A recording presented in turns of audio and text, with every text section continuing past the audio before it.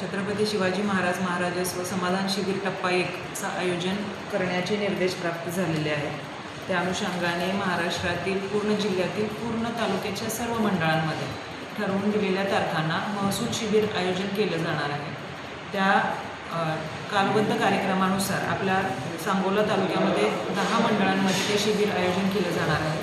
त्यामध्ये 7 मार्चला गिरडी आणि जवळा मंडळ, 14 मार्चला हतीद आणि सोनंद मंडळ, 10 एप्रिलला महूद आणि शिवणे मंडळ, 17 एप्रिलला कोवळा आणि संगेवाडी मंडळ, 8 मेला सांगोला मुख्यालय मंडळ आणि 15 मेला नाझरा मंडळ असं आपण शिबिराचं आयोजन केलेलं आहे.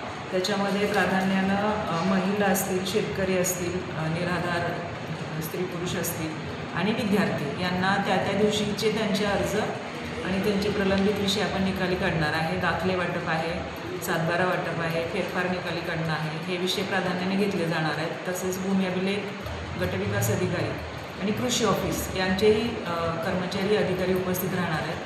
त्याच्यामध्ये ई मोजणी आहे, ॲग्रिस्टॅटची शेतकरी नोंदणी आहे आणि भूमी अभिलेख तसेच गटविकास अधिकारी आणि यांच्यामार्फत गटविकास अधिकाऱ्यांमार्फत पण निराधारांना पट्टे वाटप हा त्यांचा कालबद्ध कार्यक्रमामधला ठरवून दिलेला विषय आहे. तसेच शासनाचा नवीन एक शासन निर्णय आलेला आहे अकृषक आदेशाबाबत, त्याचं मार्गदर्शन आम्ही करणार आहे.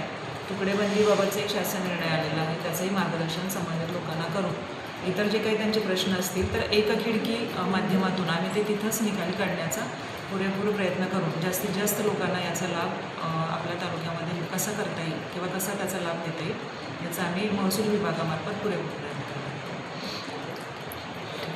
तरी सर्व सांगोल्यातील शेतकरी, निराधार, महिला, विद्यार्थी यांना तालुका प्रशासनाच्या वतीने आव्हान आणि विनंती आहे की आपण या सर्व मंडळामध्ये उपस्थित राहून आपल्या असलेले प्रलंबित विषय, प्रलंबित अर्ज किंवा इतर विभागाशीही असलेले आपले प्रलंबित काही विषय असतील त्याचा निपटारा करण्यासाठी शिबिरामध्ये उपस्थित राहून त्या शिबिराचा लाभ घ्यावा आणि आमच्याकडून जे प्रलंबित विषय असतील ते मार्गी लावण्याचा आम्ही पुरेपूर प्रयत्न